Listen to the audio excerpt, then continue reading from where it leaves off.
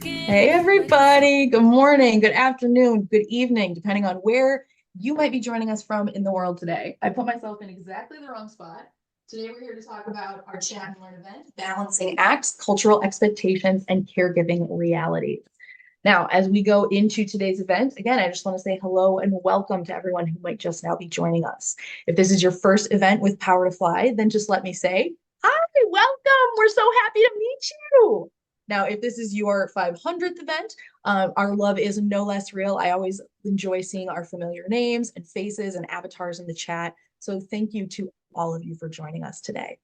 Now, the big thing to know about Power to Fly events is participation. We want to make sure that you feel as empowered to participate as you would like to today. So if you would like, you are always encouraged to turn your cameras on if you'd like to share your smiling, maskless faces with us safely. There is no pressure to be Instagram perfect, y'all, truly. I think I got real fancy with a claw clip instead of a messy updo today. But truly, we don't care if you're coming to us from your living room couch or a corner office. We just want to meet you where you are so that you can learn and grow with Power to Fly today. Now, what you should know about participation, we encourage you, even if you don't want to participate with your camera, that's completely fine. And thank you to all of you who are turning cameras on. I really appreciate it. It makes me feel a little less alone up on stage here. Now, if you don't want to participate with your camera, that's fine. It is not required. You can always chime in the chat. So if you'd like, I really encourage you to head over to that group chat and let us know where y'all are joining us from today. I know Ria is putting this call out in the chat as well. I'm coming to you from Toledo, Ohio. This is land that belonged to the Fox, Kickapoo, and Potawatomi tribes in my area. So if you would like to, please feel free to share where you're located around the globe, or if you know whose land you're on. Oh, and real quick, because I forgot earlier, if you all want a visual description, my name is Meg. I am a 37-year-old white woman. I'm wearing a black t-shirt, blue glasses, and I have pink and purple hair. Now, the other thing you should know is that we are recording today. Now, what that means for you is you don't have to take notes. You get to sit back, relax, and enjoy the conversation that I'm about to have with Julie. Now, what that means for you also is that if there's any references or resources listed, anything like that, you don't have to worry about missing any of those. You can always come back and rewatch the recording of today's event. We're also live streaming to YouTube. Hi, YouTube. And how this is going to work is everybody that registered today, everyone that registered for this event, whether you were able to join us or not, hi from the past to the future people watching, everybody's going to get an email from Power to Fly in about 4 to 5 business days. It'll have a link to where you can rewatch this recording when it goes live on powertofly.com. Now, I always recommend that you check out the website. That is where the full archive of our Chat and Learns lives. Every event that we have had from the beginning of Lunch and Learns with Lauren Haggerty all the way through today. So I really recommend you check out the website. It is the full enchilada. The big value is there. Now, if you don't want to wait 4 to 5 business days, let's say that Julie says something today so like mind-blowing, paradigm shifting that you cannot wait to tell a friend or coworker or relative, you don't have to wait that long. You can always head over to our YouTube channel. I'll be sharing links for this in the chat thread as we go. But you can head over to our YouTube channel. The video will usually be posted by the end of today. And there's also a large selection of kind of our greatest hits chats are there as well. Now, like I said, I really encourage y'all to be active in the chat. I'm taking a look at where y'all are chiming in from. We've got Lisa coming to us from Chicago, Illinois. Same with Jillian. Thanks so much for joining us.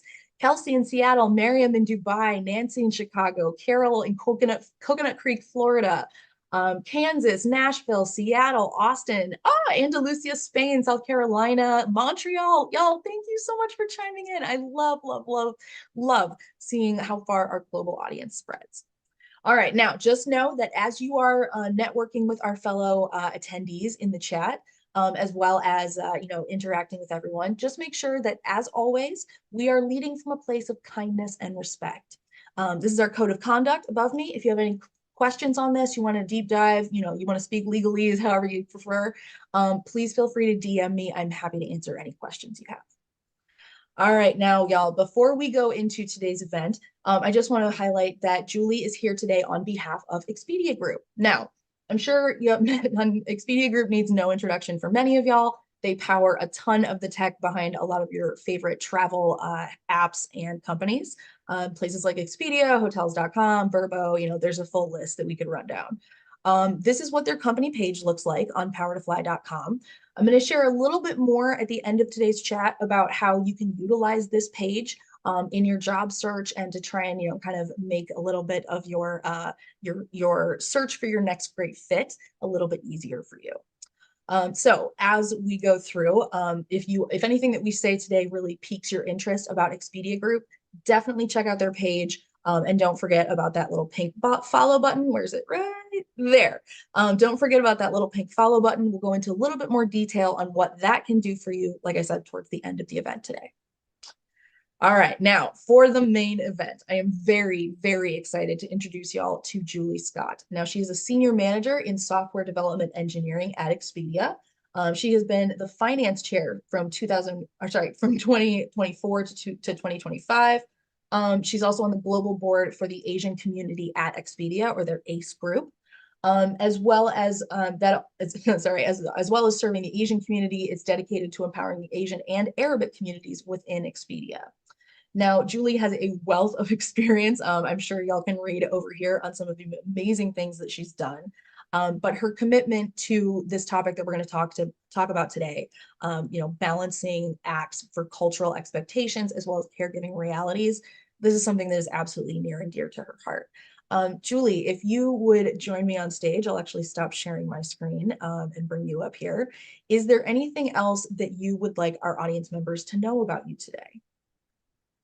Thank you so much for the introduction. I am so excited to be here. For those of you, I am Julie Scott. I am, like you said, I am senior engineering manager at Expedia Group.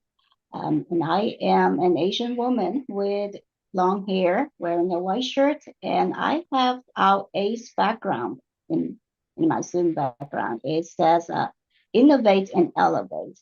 That is the theme for our ACE Observance Month for the month of May. And this year, I'm extremely excited about being part of the global board and come here to talk to you about some of the topics that are very dear to my heart. I have been with Expedia Group for almost 5 years, and I have been blessed with all the different experience and people that I work with. And this time, when we come here, we are looking to help our Asian and Arabic community within Expedia to alternate two different things. One is for skill building, and the other one is to take care of our well-being. And that's why our theme, the subtitle to our theme is Develop Your Whole Self.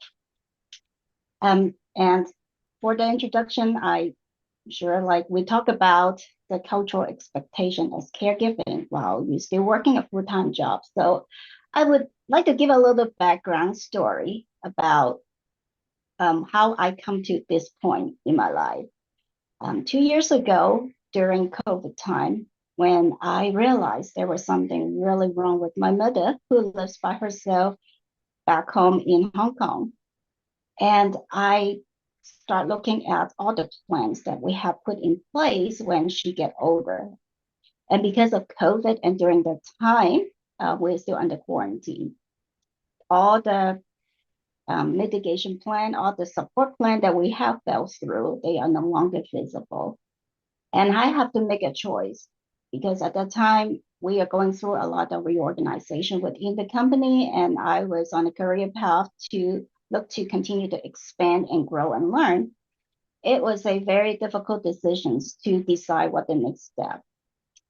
On one hand, I still would like to grow my career and build on my knowledge and continue to be impactful. But on the other hand, there is a lot of expectation to take care of your family. And I want to share today the journey that I have taken. And of course, I am not a medical professional. I am learning as I go. But I felt like this is so important for us to talk about this experience. It is extremely important to seek help and allow other people to help you. So are we ready to kind of talk about my story? So the decision that I made when I found out that my mom was having problem was I talked to my family, my immediate family at home. I have three kids and my husband, so it was definitely not an easy decision to decide to leave them and go home and take care of my mom. I talked to my manager, and it was at that time I had no idea how long I would be gone and what I would do when I go home. I just know that I need to go back and figure out what's going on. And within 72 hours, I was on the flight back home. And at that time, it was still under COVID, still under quarantine. So I was stuck. I got home to Hong Kong and I was stuck in the hotel for 3 whole days under quarantine before I could actually leave and get home to see my mom. The moment that I saw my mom, I was under all sort of emotion. I was relieved that she was still there because there were so many times I was so worried that when I call her, nobody would be picking up the phone and I wouldn't know what to do. I got home, I saw her. I was so relieved that she is around and she still recognized me. She was able to have conversation with me. But then at the same time, I feel shame.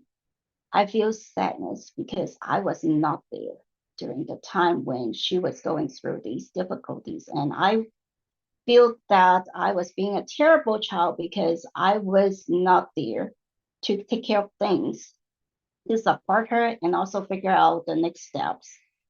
So long story short, I learned a lot of things that I didn't know. I learned a lot of things about dementia.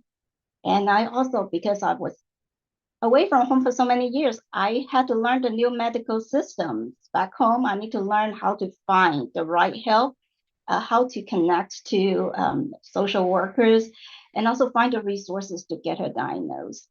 Um, I stayed home longer than I thought I would, but I was able to bring her home back home into the U.S. with me after a few months. And during that time, I did not take time off. I did take a few days every now and then off to take care of things, but I was still trying to continue my career. I was still getting on at night to talk to my team to continue doing my day job. And during the days, I was going through and try to figure out what I need to do to help my mom. What's the next step? Should I bring her home with me? Should I look at other ways to continue to support? And of course, there have been thought like, do I need to leave my job? How would I take care of my family over back home? And there were so many emotions and so many thoughts that has gone through me. And the most impactful learning that I have done during this time, of course, I learned a lot about the disease and what to expect. And then I learned a lot of things that nobody tells you to expect, but learning through the reality. And then I also learned a lot about myself, how I can take care of things, how I have my strength and my weakness, how do I leverage them? And someday I also learned that I'm only human and there's only so much I can do. And it's okay to break down, it's okay to feel frustrated. But the things that really call me home and really make me realize was that I'm not alone. There were so many people that actually going through the same thing.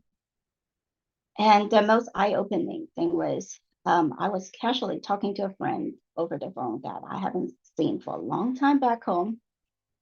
And I tried to be candid about not talking about my mom or what's going on, why I am home, especially during the time where it's under quarantine, nobody wants to travel.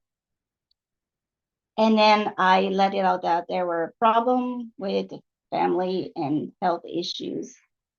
And that is when I realized that my friend's also going through the same thing with her parents. And then she let me know about other people. They have gone through different things, maybe not Alzheimer's, but maybe, through cancer, through the need for hip surgeries, strokes. Other people are taking care of the family, but nobody talk about it. Nobody talk about how hard it is. Nobody talk about when you are completely frustrated and alone, how you deal with that emotion. And especially with the Asian community, the way that we were brought up, it is what we call the filial piety, which is the Confucius virtue about honor your elder, take care of your family. It is an expected responsibility that a child take care of parents, especially in how I was brought up. Now, maybe that question is like, how come I didn't plan for that? So I do have siblings. I have cousins that were our backup plan, our ways like to take care of things as our older generation got into the point that they can no longer take care of themselves. But unfortunately, during the COVID time, a lot of things have changed and none of those options become feasible. And that's when I have to come up with these other options. Like maybe I should just take care of things and step up and be the person that I was brought up to be. And I felt like in the US, people talk about mental health a lot, but when I go back home, people are still don't talk about it. That is so much shame about people not stepping up to fulfill this expectation of taking care of your parents. And that's also there is this thought about that they are alone and everybody suffer in silence. So for this opportunity, I want to really share my journey and kind of talk about how I discover myself, and definitely would welcome any questions and any areas that people want me to expand more on. Thank you so much, Julie, for chiming in and kind of, giving us that baseline to start from. I think you're certainly not alone on the call today. I think there are many people who have either been put in this situation where they needed to become a caregiver or really ramp up their caregiving responsibilities.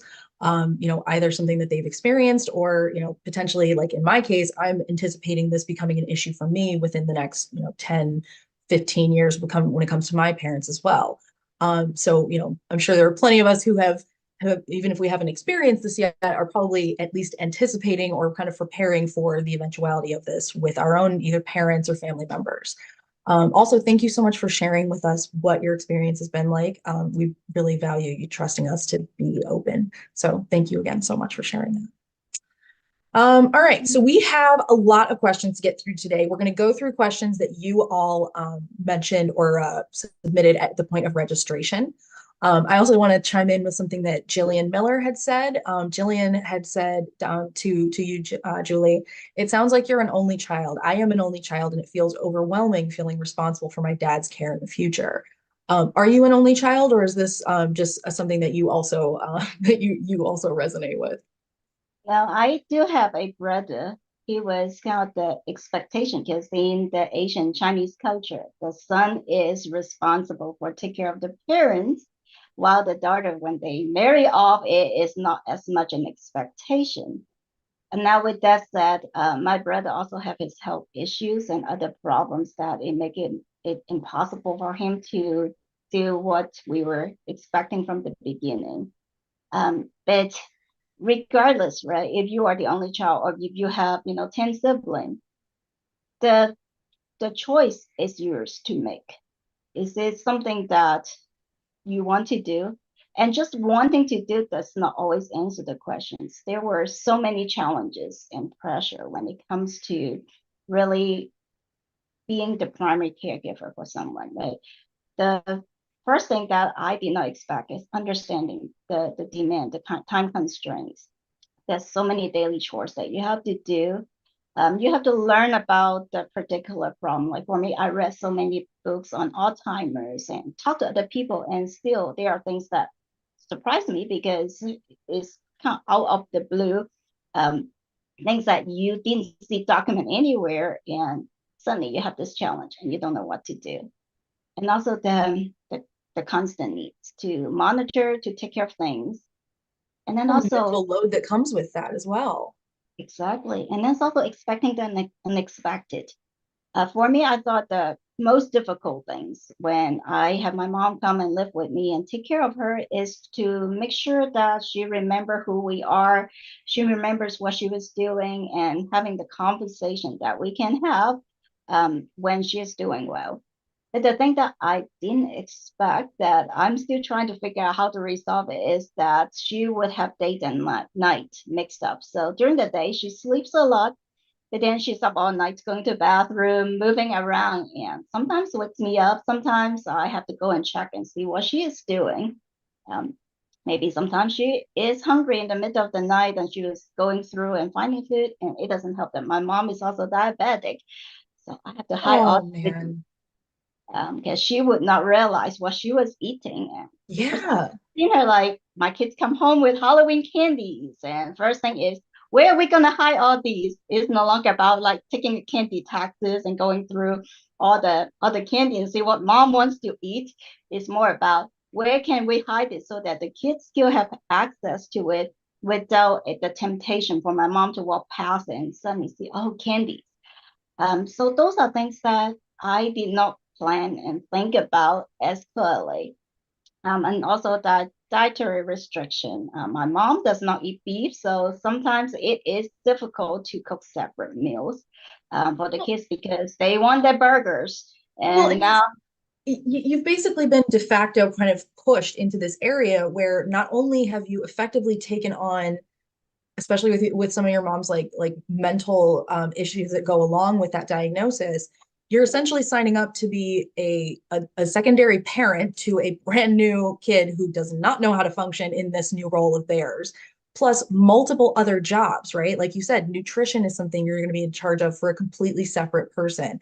The ramping up of trying to understand the medical system alone, like when I first got my bipolar diagnosis, I remember thinking like, I don't know how people handle this while they're trying to work full time or while they're trying, it's baffling. And so it makes sense that this is a lot and a huge strain because you're starting like five brand new things all at once.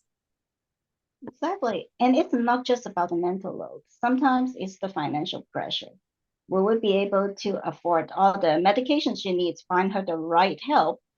And it also doesn't help that my mom does not speak English. So the communication between her and my children, right? My kids are learning Cantonese so that they could speak to her, but with her not always in a good mood. Sometimes she does not want to have interaction with them. So how do Hard to you explain, yeah. get the relationship? Because one thing I felt like I'm so blessed is that my kids are still relatively young. They can learn to communicate. And now they are growing up with the memory of the grandmother who was just, a picture on a video chat. And Yeah. now they can see her, they can hug her, even though sometimes she's like, don't hug me. Chinese people don't hug. Um, she Yeah, does you've say got like that. yeah, you've got like fully Americanized kids like, oh, hug me, grandma. And they have no idea that like it could be the cultural thing. It could just be I need some space. It could be I don't recognize you right now. Like there's so many different ways. And then you have to try and decipher that and how to handle it so that they get those memories with grandma, but also don't internalize stuff that's not about them, you know? Very much so. And I can't blame them because sometimes I have the same problem when my mom is not sociable. She does not like anyone around her. And I was walking like on eggshell around her because you never know when she suddenly decided that she had enough of everybody and start screaming. So those are things like nobody talk about it. You have to kind of experience it. And just like you said, you suddenly have another toddler that you're taking care of, but this is a toddler that you grew up, learned to be respectful to listen to everything they said. And now you have to contradict them. You have to tell them no. And it's even harder than taking care of a toddler because you know a toddler will grow up. And for your parents, it is you're going back from what you were brought up doing. And you also don't know how far this would go. When is the point where you can no longer be the one that's taking care of them? So mental load, financial burdens, and also, balancing other activities and responsibilities. Those are all the challenges that we all know, but once you experience yourself, it's definitely total different beast. I agree. All right, we are going to do something a little different for today's chat and learn. We're going to launch a poll. So Ria, if you want to go ahead and launch it, we've got an option here. I want all of our audience members to vote, okay? A pop-up's going to come up for the poll. You've got 4 different options. What I'm trying to find out is what area of this subject is top of mind for you today. So vote on one of them. We will get to questions in all, but I want to try and make sure that we're making the most of this time, that we're bringing you the information you want. So please feel free to vote. And then once we get to 100% answered, we will go through and I'll like kind of start chipping away at questions there. While we're waiting on the poll results, Julie, I do have kind of a selfish question that occurred to me while you were kind of giving us the lay of the land on your story and what your experience has been like. This is also first draft of this question, so please excuse me if I kind of put my foot in my mouth. When it comes to your experience, like you had talked about, being an Asian within the Asian culture and trying to navigate all of that in addition to immigrant culture in America, mixed with your children's culture growing up as first gen citizens or first gen, like from your family, do you think that people's understanding of stereotypes, I guess, like because there were so many stereotypes at play and so many hurdles for you, do you think that other people's understanding of those stereotypes, albeit at a very superficial level, do you think that that helped you at all, that people were more understanding of this idea of like, okay, my culture is different than yours. My culture expects the children to take care of their parents and in such and such ways? Or do you think that people having assumptions about some of those stereotypes made a lot of these situations harder for you? I would have to say none of these apply because everyone is such a different individuals and Oh, your needs yeah. and the expectation are different. Now, sometimes I feel like it's my job to educate other people when I talk to them about my culture, my stereotyping. Some of them are true. I am a terrible introvert. So the expectation about Asian being introvert is actually quite true for me. But other things like the expectation to take care of elderly, that's not always the case for Asian because as nowadays people travel away from their home, especially as an immigrant, most of the time when you see first generation immigrants, their parents are still far away in their home country. So this is more a out of mind thing.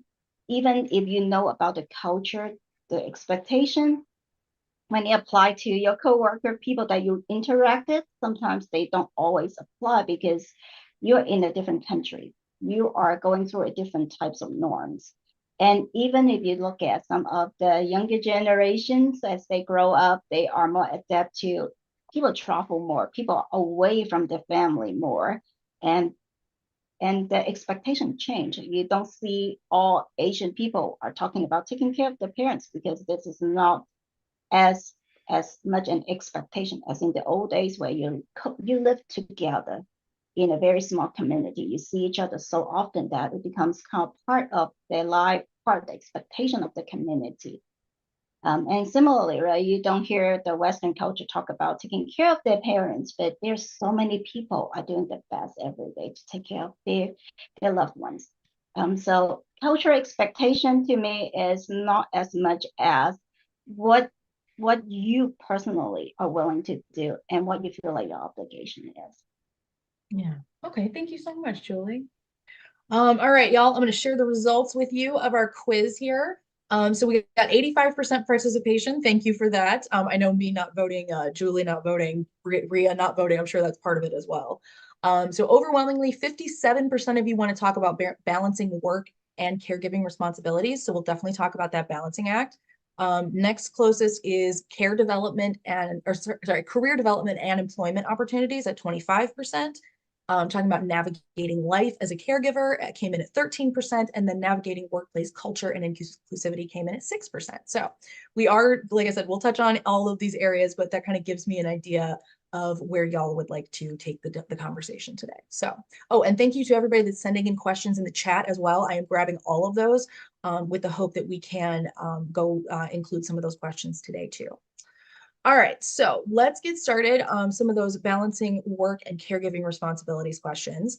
Let's see. This person wanted to talk about managing a team within your office responsibilities and then trying to manage family responsibilities. Have you had to balance this, in a way where you're kind of the quarterback or the captain of the team for two separate and completely different teams with different, different goals, different all kinds of stuff. Like, have you had to balance this? And if so, how have you made this work for you? Well, balance is actually not static, right? We are talking about the act of balancing because everything is in motion, everything is pulling in different direction. So the whole idea of balance is, to me, is a myth because you're always trying to make sure nothing falls apart. Now, managing a team and managing family life, to me, there are similarities, right? You have goals, you have things that you want to get done, you have the responsibility to take care of people that's on the team in your family. Those are very similar, but how do you get everybody to work together? First thing is really communicate. Talk about the goals, what you want to achieve. Make sure that everybody understand what they can do and what they cannot do. And then also have that constant touch point. You don't want to say, hey, these are goals, these are things that you're supposed to do. I'll see you in a month, right? That does not work with managing a team. That does not work managing the family life. You got to have that touch point. And that touch point varies differently. With my kids, it's almost every 5 minutes, or they'll be doing something disastrous. But with the team, maybe once a week, or maybe a daily touch point, depending on how your team operates and also individuals' needs. Some people, they want to talk to you a lot more, and some people are so independent that checking in more than a couple of times a week might be too much for them. And then also set up clarity on what you try to achieve and how to do that. I'm not saying prescribing every single step on what they need to do. Well, maybe with my kids, sometimes you need to do that. But when you are trying to balance the work, is as a manager, my job is trying to make sure that we are all marching towards the same goals that aligns with the organization goals, and at the same time making sure that people don't go south the boundary. And then the most important things is to support the team, making sure that you have their back, making sure that you're giving them opportunities and motivation to do things that help them with their personal growth, make them happy, make them engaged. And I think that is kind of very similar. Now, sometimes there are needs to balance one over the other. So for example, like we are a global company, so there is definitely chances there would be lunch time where we have a meeting that I can take off. The one thing that's particular with my mom is she likes to have her meals at specific times. So around 12 o'clock, if she does not see people in the kitchen getting things ready, she start to panic. She start digging through the pantry. So when I know that there's a lunch meeting, then I always have to arrange for maybe my husband come home during lunchtime to feed her. Or when I'm in the office, I make sure somebody comes and make sure that that is a meal ready for her to eat. Um, and sometimes people don't realize and they don't understand. So if you only mention to people saying, why do we have to have lunch meeting? It sounds entitled. It sounds like you are not a team player. But have the open conversation, use storytelling, tell them about, how things are at home. And Mhm. it is not to always try to get your way, but for people to have the empathy, to have you allow other people to help you by sharing your story and by sharing your challenges. Mhm. And to me, balancing is kind of not the problem, really, is to really understand what is important to you and what are some of the must be the non-negotiable and what are some of the things that you can let go. So you don't have to be 100% perfect all the time. If somehow the house is not as clean as I like it to be, it'll be okay. I can maybe pack all the laundry in one day and get them done rather than stress over like I don't have my kid doesn't have the cleanest pair of jeans. Certain Yeah. things, you know, it's it's good enough. Your best is good enough. And sometimes even if your best is not good enough, you're doing your best. Exactly. And that's the thing that I had as a recovering people pleaser and a perfectionist and all of, all of those lovely things. that was one of the hardest things to try and like realize for myself, right? Is that trying my best does not mean I am giving the same amount, if not more, than everybody around me. What it means is I am giving what I am able to give to the situation today without causing harm to myself, without running myself into the ground, without burning out. And obviously, there are times where like that can't really be part of the equation. Things have to be handled sometimes in the moment. But by trying to respect that boundary and remember that more often, when those big problem moments happen, I'm far less likely to already be so close to burnout that I'm going to have to knowingly shove myself in there to try and make sure that the stuff that needs to be handled in the moment is. A lot of times when we talk about this balancing act, I sit in a lot of these, right? I get very lucky. I get to hear from all kinds of smart people. And one of the things a lot of people talk about is that instead of it being a balancing act, to treat it more like a juggling act. And I stole this from someone else. It's not mine, but it's this idea that as you're juggling all of these responsibilities, some of them are glass and some of them are plastic balls. And knowing the difference between them is how you are able to let the ones that can drop, because the plastic ones are just going to bounce a little bit. It'll be fine. They might be scuffed, but you can pick it up later. But some of those are glass, right? You can't really drop that responsibility without having a really big mess to clean up. And I think you're right. It's about making peace with the fact that you're not going to be able to do all of the things, or at minimum, they're not going to look the way you probably want them to look. And that's okay. That's all right that, we're all kind of doing what we can. We're doing the best that we can in the moment. Did it take you a very long time to get past that? Or do you think it's something you still struggle with? It's always a constant struggle, but I have developed some strategies to kind of keep my sanity, right? So this is kind of, people talk about this, right? You do better time management. For me, it's just plan. Plan for the week, plan for things that are you must do. Like I want to make sure that I go to every single important school event the kids have. I make sure that, of course, like the non-negotiable, making sure that my mom get her medical appointment, take her pills on the right time every day, and also set up boundaries, right? Telling people like after a certain time, I can't work. Like every day, I need to get off work around 5 so that I can make sure that supper's at the table by 6, because that's when my mom wants to have supper. And then I would be able to come back after supper to pick up works that I kind of drop to go make sure that things are going okay. And also time boxing certain time for my kids at night before they go to bed. That's always a time that we talk and we do things together, and that's the non-negotiable, right? So that's my strategy in managing my time, planning for my week, planning for my month, setting boundaries. Sometimes just delegate tasks. Sometimes when I felt like I can't really do everything, I can't remember everything, then I start asking my kids to help. I start asking my husband to help. I asking people around me to help me. And sometimes you don't ask for help and you don't know that how much willing people are actually wanting to help you. Mhm. This is just, being able to take that first step. I need Yeah, help. I like that. All right, a lot of people wanted to follow up on this question as well. Let's see, how do you ensure that you have the best mental health you can so that you can be a better caregiver to the elderly or your young kids? This person says, I basically speak for 5 people. My parents don't speak English and my children are very young. So that pressure is high, especially when it's all the time. So let's talk about that. How are some of the ways that you protect your mental health? You can't pour water from an empty cup. So what are some of the ways that you have been able to prioritize or maintain your mental health? Well, one thing is I do prioritize is self-care.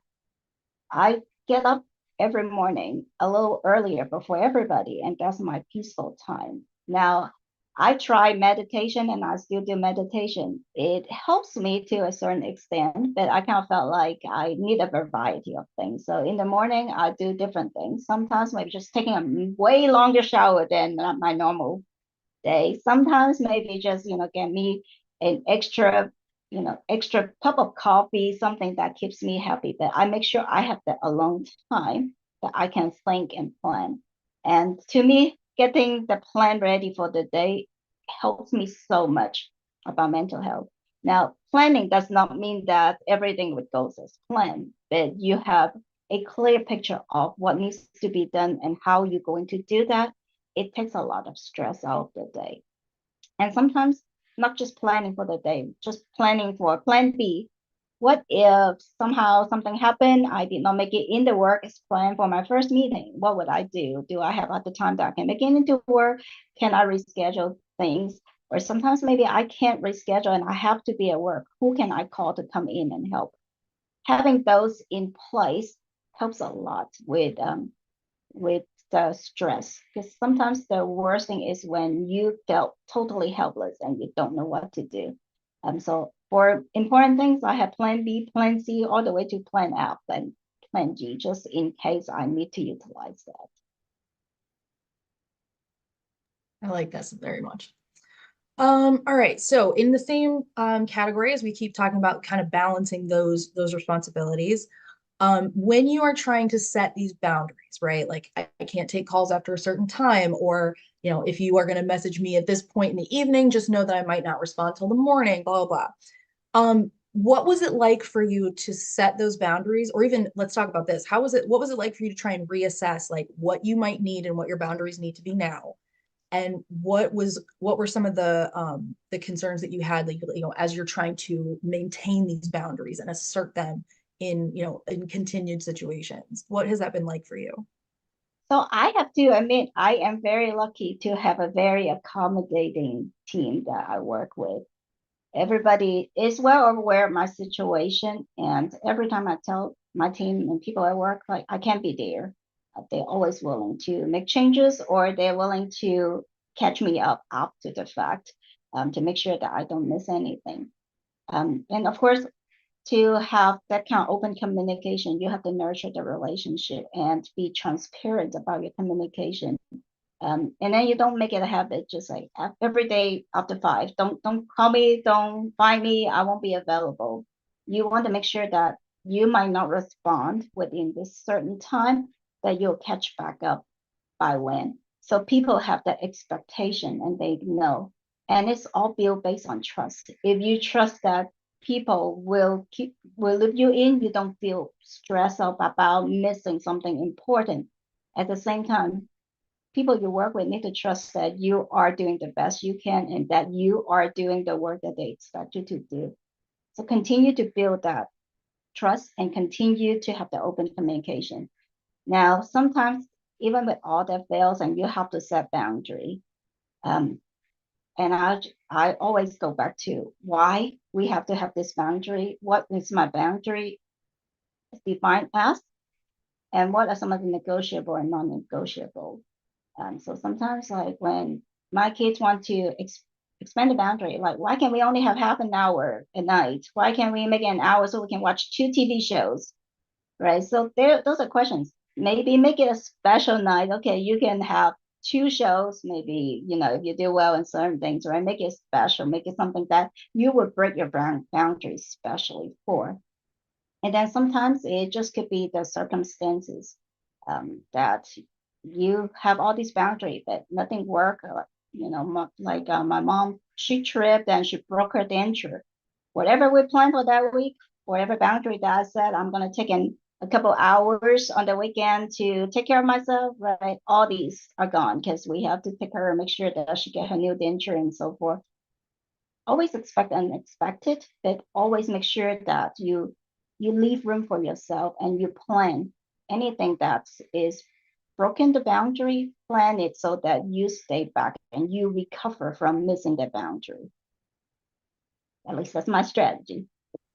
I like this. Okay. Let's see. Oh, good question here. So you had mentioned earlier, kind of wondering about what's the point where you've kind of reached too much, right? Where you have done everything that you are capable of doing, and the needs of the person or people that you're caregiving now exceed your abilities to do this.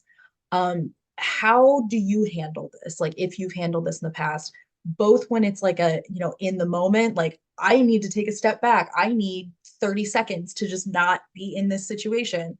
As well as when it's big, right? When you're trying to decide, like, do I need to bring in more help for myself? Do I need to relocate them? What has this looked like for you in small moments and in big moments? Those small moments, sometimes you just need that 30 seconds and whatnot, right? You make it clear for people around you that you might ask for that help, that support. And I'm getting to a point like my kids are very good about, they know I get busy at night and they make sure that they get the medical pills ready for my mom. So sometimes it's getting to a point that it almost become their responsibility. And I keep on telling them this is not their responsibility. They don't have to feel like this is their job, that they know that that helps me up. So that's how we build relationship and build that help. Now, for something longer, right, that to me is always about planning. I do research to look for resources. I look at what other support, what other facility that I could use if somehow I am not able to be there. Like I was actually gone to Seattle for almost a week last week for a business trip. So I was able to travel because I plan ahead and I make sure that everything's in place and that I get the support. I helped to take care of my mom when I was gone. And I know there was a question about like when do I decide this is no longer feasible? It's not something that I can do. There are multiple things that I'm looking at. I always go back to what are the resources that I can use? What would be my plan? What does it look like? I plan very far ahead on what needs to be done. And then I also plan alternatives. And I also trying to do this as long as I can. So the one thing that I know I need to do is protect my well-being. Now we talk a lot about mental health and we talk about a lot about physical health, but that's actually many different dimensions of well-being that make a person complete.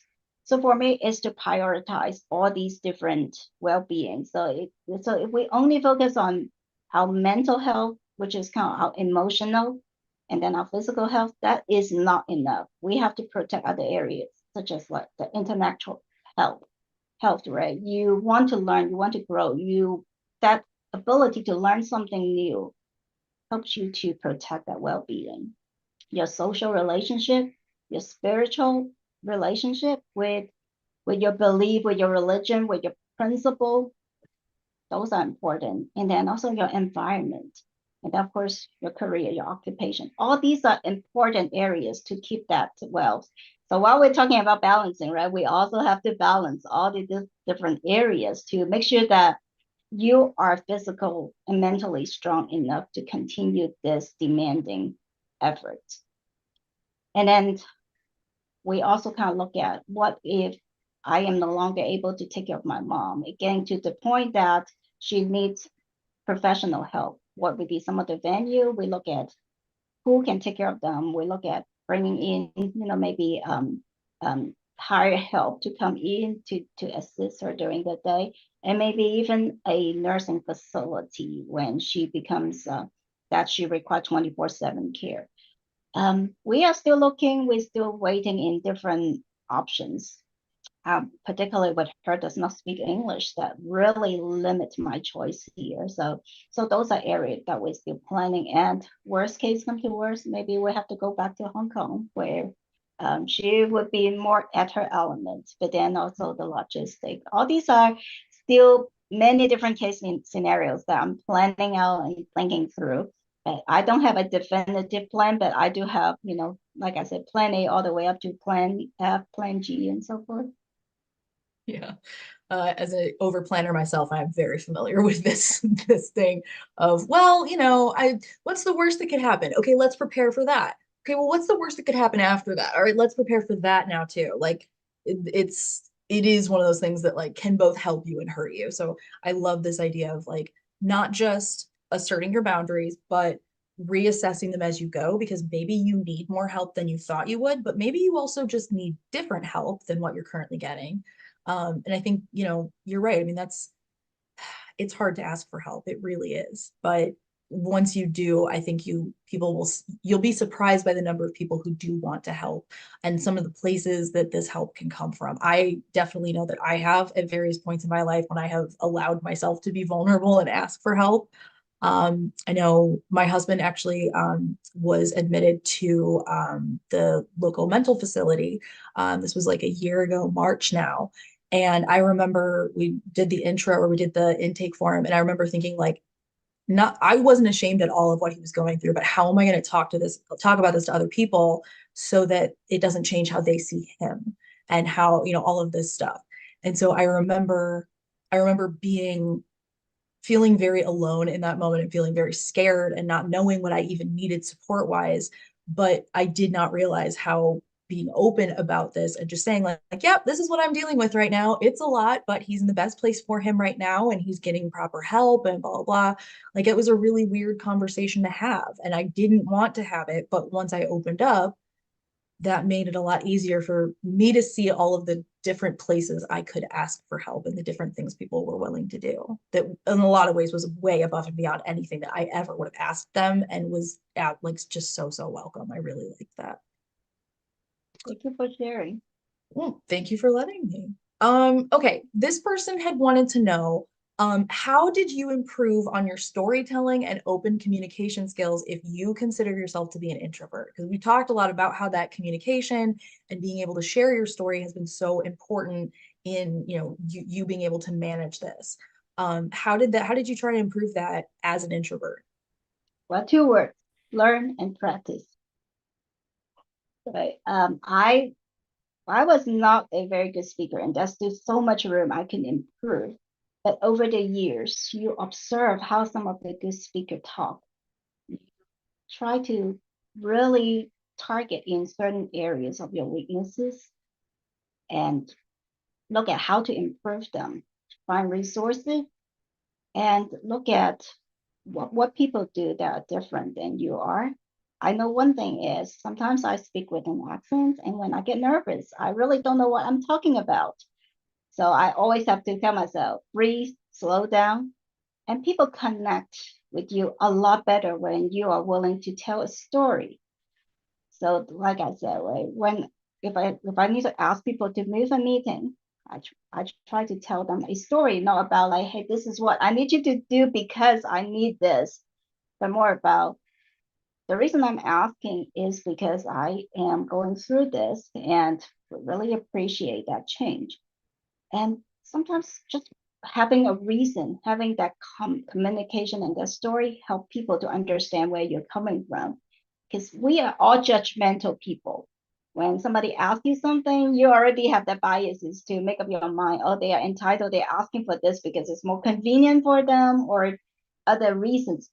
But take that out of it, show your reasons, explain. And as far as communication, it is something, if you come from the bottom of your heart, you're being authentic, it's not that hard to have the communication. Sometimes the difficult part may be finding the right word to really represent what you're thinking, but those are areas that we can continue to practice and improve. Thank you. Thank you so much for diving in on this with us. All right, we've got time for probably one more question before we need to start doing our outro kind of things. Lisa had written in some really good questions here. Lisa had asked, when interviewing and having to explain what I've been doing with my time, it can sometimes be difficult to classify myself as a caregiver or not, as it can happen in different degrees at, different times of life. I really like this because, when we are dealing with certain situations with family or with, whatever it is that our caregiving responsibilities are being directed towards, it's most people I think of it in terms of, okay, I need to provide a certain level of care and time to this specific person. And so it's going to be 5 hours a week, an hour a day. And it's lovely to be able to plan like that, but we can't always do that. And a lot of us are, juggling caregiving for multiple people with different needs. So when you have done this in the past, um, have you ever had to explain this in an interview setting, or how would you explain it to somebody if you were having to go through interviews now? The first thing is have that transparency is very important.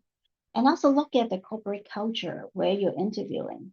Does that company prioritize that do they use it as a core value to take care of the employees, right? If you're looking for a job, you don't want to just look for any job. You want to have a job that motivates you, that aligns with your career, and also makes you grow and feel supported. So also look at the corporate culture. Is it something that you, is it some company that can support you in that way? Now, with that said, you also have to put in your 100%. You want to make sure that you communicate to the interviewer that those might be certain accommodation that you need. You're looking for a company that allows you more flexibility because of your personal responsibility. But at the same time, when the company interviewing a candidate, the most important thing is the candidate able to do the job that they're looking for? Does the candidate has potential to continue to grow and impact the company in the right direction? And that is the thing is, would that person be able to fit in what they expect of that role? There are definitely wiggle room and things that can be negotiated. It really depends on the particular position, the company culture, and also the most important is how you work with your potential your direct manager. Because most of the time, your manager is kind of your layer of buffer of help that helps support you to do what you need to do in your personal life too. I love that. Okay. We've only got 3 minutes left, so I'm going to do more outros. If we do have time, I don't think we will. We've got another question we could go through, but before we keep going on the rest of whatever my spiel usually is, I want to say, Julie, thank you so much for sharing your time with us today. For all of the prep work that goes into these events, it's not, insubstantial.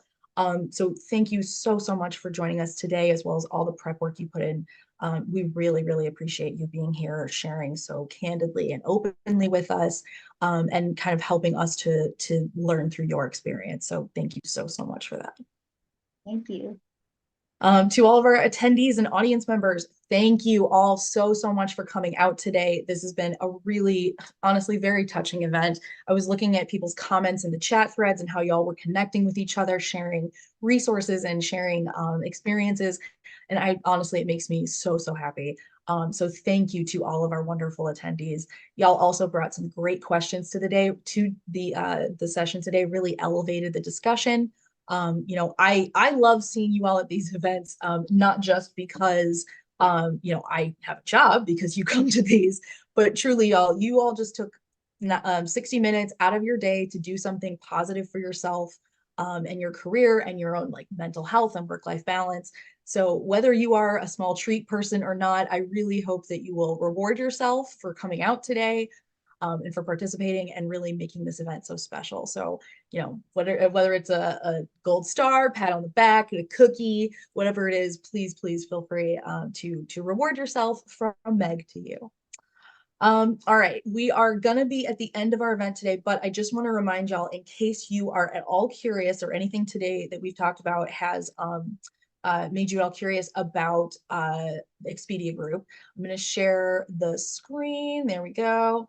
So that way y'all can take a look at Expedia Group's company page. Now, if you are, nope, wrong screen there, y'all. I'm sorry. There we go. So if y'all are curious, if you want to learn more about Expedia Group, I really recommend you check out their company page. It's going to look like what you see here. And one of the things I want to highlight is not only their follow group right here, but also the events and about tabs. So if you think that you are interested in roles with Expedia Group, whether or not you see a role right this second that appeals to you, I really recommend you click that pink button right there. Click that pink button that says follow. Now, what that's going to do is a couple great things for you, but what it's going to help you in your job search. So it's going to allow Power to Fly to tell you when Expedia Group or any other companies you follow on powertofly.com, we will tell you when they post new roles. So that way you don't have to keep coming back and checking and rechecking and refreshing job boards. We will take care of all of that, so that way you will know right away when they post a new opportunity. Now, the Follow Network is also an amazing tool if you are maybe just casually searching to see what else might be out there. Because, as many companies as you follow, you can do it as many times, follow and unfollow at will, all that good stuff. But it means that Power to Fly will let the Expedia Group know that you are interested in working with them even before you fill out a job application. And once you do decide that you want to check out what's available, you can come back to powertofly.com and you already have a short list of companies that you know really walk the walk and talk the talk when it comes to DEIB. Anna, I don't believe we have an app yet, but I know that that was in production, or one of the list for the tech teams. So I will absolutely follow up with that. Thank you, Anna, for that great question. The other thing I want to highlight about this page, so if you think you might be going into an interview with Expedia Group or any one of their subsidiaries, I very much recommend you check out these tabs that say events and about. Now, couple things there. Events will have recordings to past events like this. The About tab will also have more information about company culture. Company Insights is also good as well. But on all of these tabs, there are going to be plenty of resources to tell you more about Expedia Group. I really recommend going in there, taking a look at some of these resources and posts and blogs and all kinds of stuff. It'll give you something interesting to talk about or ask about in your job interview that might not be the one Business Insider article that everybody's been forwarding lately. So definitely check out the value there. It could be very helpful in your job search or interview process. All right, apologies, y'all. We have managed to run over by a minute, but again, thank you all so much for taking time to be with us today. Truly, it is incredibly valuable, and we are really grateful that you chose to spend time with Power to Fly and Expedia Group today. Now, go out and have the day you deserve. Stay safe, happy, healthy, and I cannot wait to see you back on another event soon. Bye, y'all.